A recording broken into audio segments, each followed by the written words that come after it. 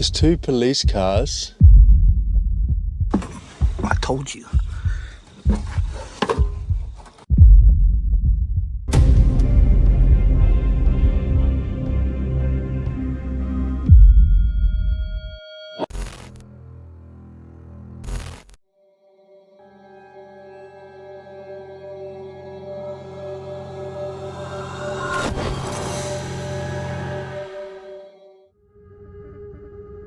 The first video tonight comes from Bunny and Beyond Van Life, a van life documentary channel focused on real-time roadside living and interactions with authorities while staying in public spaces. It is June 29th, 2025 in Fox Glen Park, Flagstaff, Arizona, United States. Imagine this. You're sitting peacefully inside your own van in a public park. You're not breaking any laws. You're not making any noise, and you're not outside bothering anyone. You're working remotely from your laptop in your van. Then all of a sudden, you get the knock. It's a police officer. They're threatening to arrest you if you don't leave in a half hour, even though the park doesn't close for an hour and a half. This isn't a movie. This is real life. This happened to me in Flagstaff, Arizona at Fox Glen Park. The setup is stable. Vehicle parked in a public space. Park still open, no visible disturbance. Then the shift comes from outside. Police arrive and begin observing the vehicle. Light is directed into the van.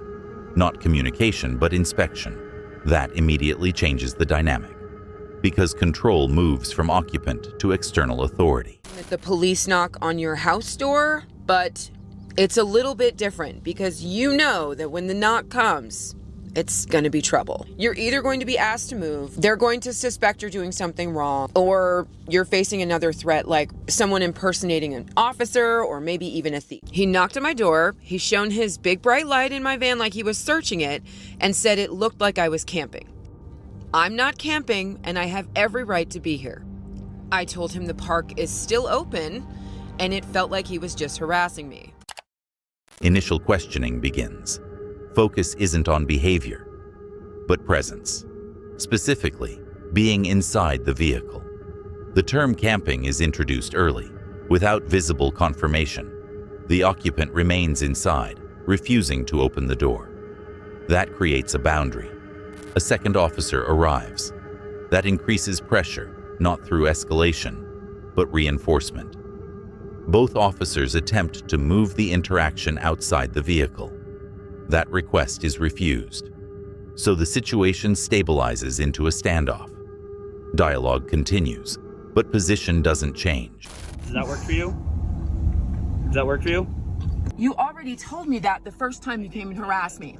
Yes, you said you thought I was camping. We got called here because people are suspected to be camping, okay? So here's the thing. You were in a van. Here's the thing. I'm in a van. That says so much more. He didn't even need to say it again. Now, there were other people in the parking lot. There were Sprinter vans. There was another work kind of van, and I'm sure they were van lifers as well. The disagreement becomes procedural. Use of the park is questioned. The occupant claims active use. The officers suggest otherwise. No physical verification, just opposing statements. That's the key point. Because the situation isn't resolved through evidence. It stays at interpretation. A time-based warning is issued. Remain past a certain point. And it becomes an offense. That introduces consequence, even though conditions haven't changed. The occupant agrees to comply with timing, but challenges the reasoning. A warning is issued, despite earlier discussion. The officers leave, ending the encounter without clear agreement. This one is defined by control and classification. No event, no escalation, just sustained pressure. Presence leads to suspicion. Suspicion leads to questioning, and questioning never resolves. Nothing changes physically, but the situation still progresses, because the interpretation doesn't. And that's what holds it in place. Not what happened, but how it was defined. Before we move on, if you're enjoying the video so far, Leaving a like really helps. And if you haven't subscribed yet, now's a good time. We recently passed 50,000 subscribers, and that's entirely because of you. The next target is 100,000 before the end of the year. Ambitious, but worth aiming for. There's a hidden word somewhere in this video. See if you can spot it. Now, let's continue. The next horrifying video comes from Mad Aussie in the Arctic, a travel and van life channel focused on stealth camping in extreme environments, often documenting overnight stays in restricted or semi-public areas under real-world conditions. It is April 12, 2025, in a marina-side parking area, Stavanger, Norway. Left us, and now, if you're going to stealth camp, you want to keep it max undercover. We've got this blackout blind that I bought on Amazon in England last summer, so we'll put that up. The setup is deliberate. They choose not to use official facilities, instead, positioning in an unofficial parking area. From the start, concealment is the priority. Blackout blinds go up, light is fully contained, and visibility from outside is removed. That matters because once the van is sealed, awareness becomes limited to what's outside without being seen. I don't know if you can see, but there's two police cars sitting on the other side of the road here. They weren't there before. I don't know what they're doing. They're on a stakeout or something. I just sit here for 10 minutes and see what they're doing. They might do a drive-by.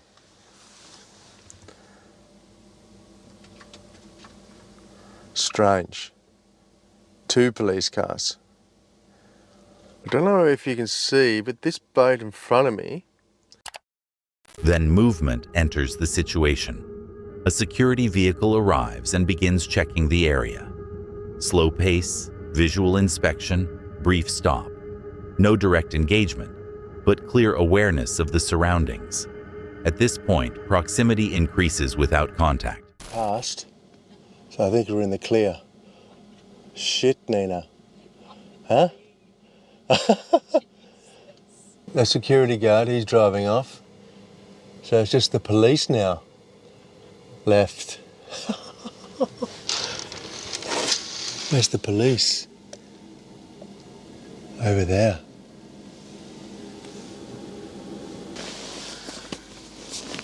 I've got the infrared blue lights on, so we're in stealth here. We're calling it a night. See you in the morning.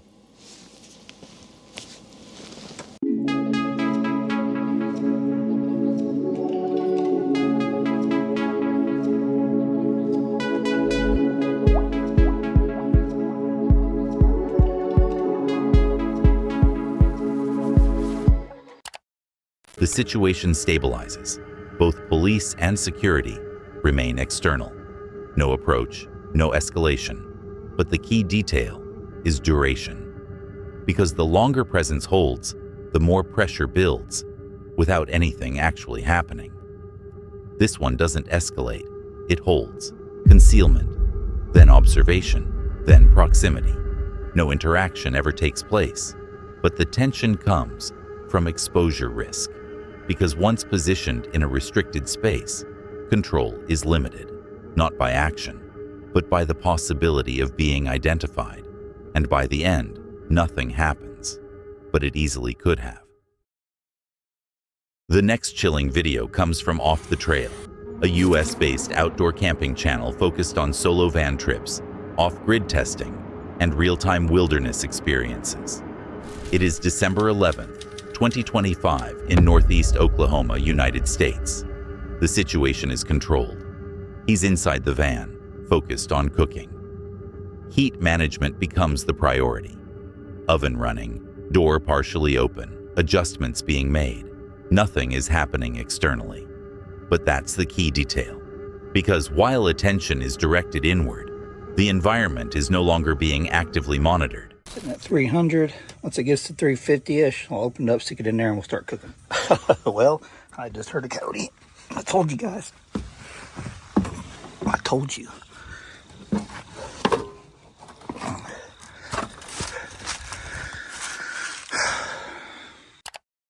Then the break. A coyote howl. Close enough to cut through everything else. Immediate recognition. No uncertainty about the source. That shifts the situation instantly. Because now the environment isn't empty, it's occupied. I've been getting pictures of like 3, 4. There is a whole bunch of them. First. He expands on it. One isn't likely alone, which means presence isn't isolated. It's distributed. That changes scale, from a single point of sound to multiple potential positions. Oh boy. Yeah. Unless they can chew through metal, I think I'll be okay.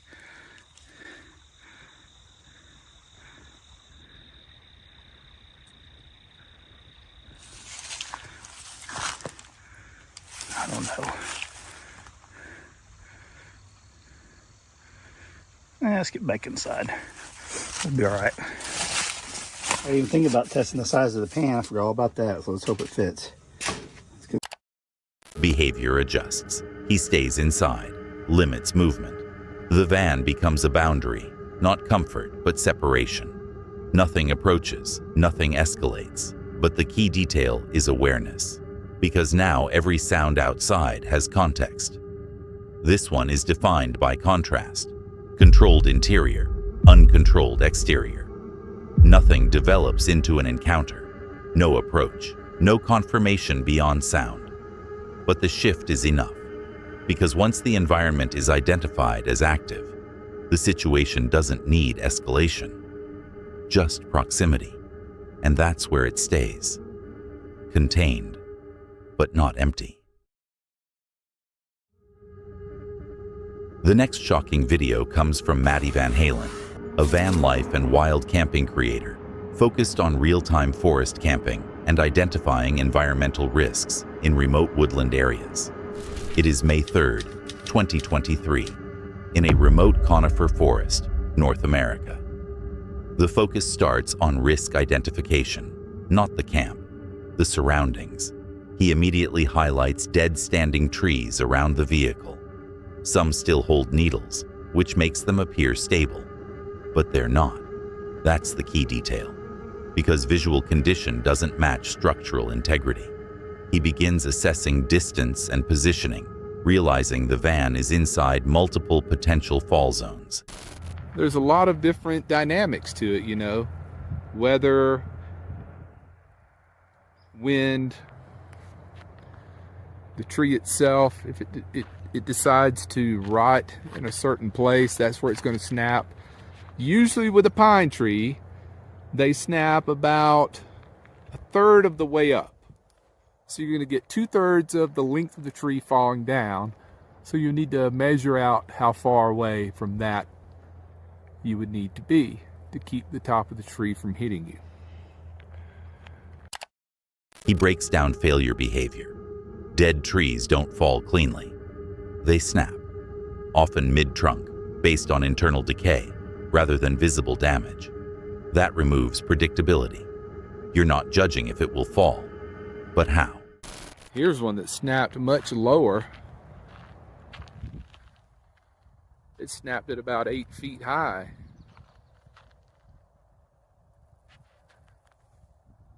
There is another dead one there, but it's recently dead. And if it fell, it would just miss the back of the van. So I think I'm safe the way I am now. Further inspection confirms overlap. Not one hazard, but several. Different trees, different angles, same outcome if one fails. That's what forces the decision, because even if one falls away, another might not. He relocates the vehicle, not to eliminate risk, but to reduce it. Positioning behind a healthier tree introduces partial protection. It's not a solution, it's mitigation. This one is defined by environment, not event. Hazard, then reassessment, then repositioning. nothing happens because the decision happens early. And that's the key difference, because in this case, the threat isn't sudden. It's already there before anything goes wrong. The next video comes from Wheels Waves Wings, an overlanding and winter camping channel focused on off-grid travel and real-time experiences in extreme environments. It is April 10th, 2026, at Crow's Nest Pass, Alberta, Canada. They move off-road using mapped locations, pushing into more remote terrain. Conditions change gradually. Roads narrow, snow deepens, and surface stability becomes less reliable. One of the group steps out to scout ahead. That's where it shifts, because once outside the vehicle, there's no separation from the terrain anymore. Everything has to be judged directly underfoot. I jumped out on foot, doing my best to walk penguin style to read the sign. But what I didn't realize at the time, that was underneath of that snow, it was like polished stainless steel, covered in baby oil, zero grip. Slip, spin, sky, silence. My brain hadn't registered I was falling before I hit the ground. Put my hand up to my head, it came away crimson. Brad, it's flat right here. What's the point of moving if it's icy everywhere?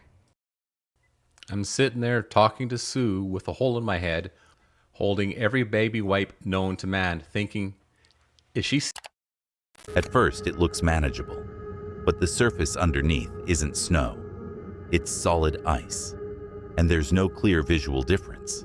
That's the problem. The slip happens instantly. No time to react. Just a sudden loss of footing and a hard fall. It's not gradual. It's immediate. He hits the ground and realizes straight away something's wrong. There's visible injury, and the reaction changes immediately. At that point, everything else drops away. It's no longer about the terrain, it's about the impact. I'm sitting there talking to Sue with a hole in my head, holding every baby wipe known to man, thinking, is she seeing the ice I'm seeing? I was stunned. It's one of those discussions every camping couple has had, but eventually we agreed to move on. I'm sitting behind the wheel, a little worried and having a, I can't believe I did that moment. And then it hits me. There's that one piece of gear sitting safe in a plastic tub in my garage that's cost me all of this. So here we are at the midpoint of the story where my mistake almost cost us the whole trip, or maybe even something more. I forgot ice cleats, $30 micro spikes that go on your boots. They weren't sitting in the box behind my seat in the truck because they were safely stored in my winter box at home where I forgot them. Mother Nature doesn't care about what you forget or remember, but she can humble you on the things that you may have forgotten. These cleats are the difference between walking and flying, and trust me, I get it. I see the irony, especially from a guy who's trying to start a channel called Wheels, Waves, and Wings. You're just here for the crash. I hope we both learned something today. But for those of you who want to see how we actually saved or salvaged this winter trip, stick around.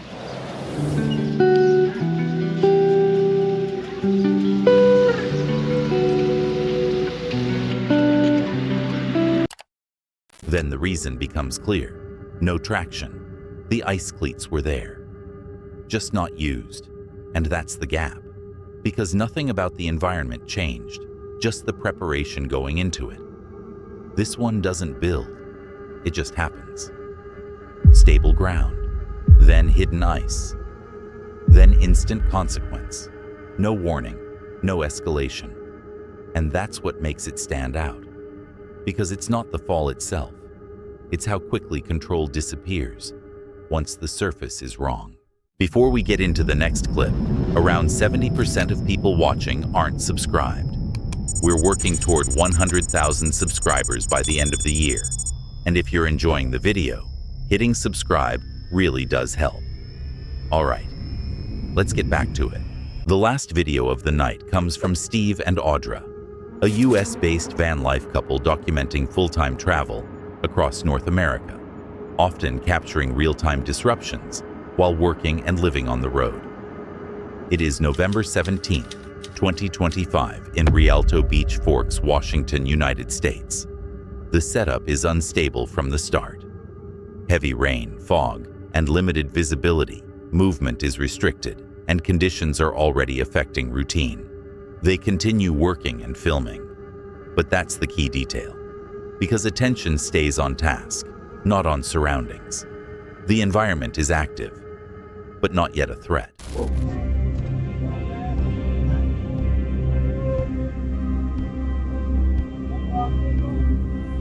Whoa, this is crazy.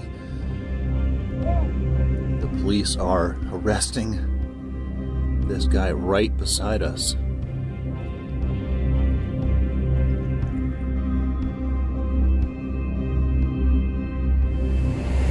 Okay, you guys, so this is bonkers. When we came into the park, there were a lot of rangers and cops parked up on the way, on the side. I'm totally soaked. Then the shift appears. Multiple vehicles, rangers, and police, positioned close to the parking area. No immediate explanation. That creates uncertainty, not from action, but from presence without context. Then it escalates. Officers are now active, lights on, weapons visible. Control of the area begins. Audra is outside. Steve is inside. That separation matters, because now the situation splits. Two positions with no communication. That's crazy. So is this legit, or is it just a training exercise? I think it's legit. I started to come up over, I was getting soaked. As you can see, my rain jacket's not all that great. I'm starting to come up over this and saw a bunch of guns out. The guys were like circled all around here, right next to our van. And I was like, oh. So I don't think anybody saw me, so I went back down. And then I was like, I don't know what to do. So I came back up a little bit, and they started to wave me back. And so I tried to point at the van. All of a sudden, I hear, "Driver, get out of the car, hands up where we can see him." And my heart just jumps out of my chest, because on our way in, we had noticed a gathering of park rangers and police officers. It had to be half a dozen cars just outside the entrance. So I'm like, oh, are they after me for some reason? Like, do they think I'm somebody else? So I bust up to the front here and quickly realize they're dealing with the guy next door. And that was intense. Could you hear much or see what's going on? Well, yeah, I mean, they were like, "Driver, yeah, get out of the car, put your hands up." And then they were like, they wanted him to raise his shirt. I guess they wanted to see if he had any weapons tucked in his pants or anything. And then they had him get on his knees. Then proximity peaks. Commands are heard clearly, direct, loud, close. For a moment, he misreads direction. That's the key moment, because the situation briefly shifts from nearby to potentially involving him, even though it isn't. Clarity finally forms. It's a real arrest, not a drill. Focus shifts away from them, and the situation stabilizes. This one is driven by proximity and loss of control. Not the event itself, but how close it happens without warning. Separation, no communication, and unclear positioning. Nothing involves them directly, but for a period of time, it feels like it could. And that's what defines it. Not danger to them, but how quickly a controlled environment turns into one where they're no longer in control of anything around them. And that wraps up another dive into the unknown. If you're into spine-chilling footage and unexplained encounters, hit that subscribe button and stick around. We've got more coming, and it only gets weirder from here.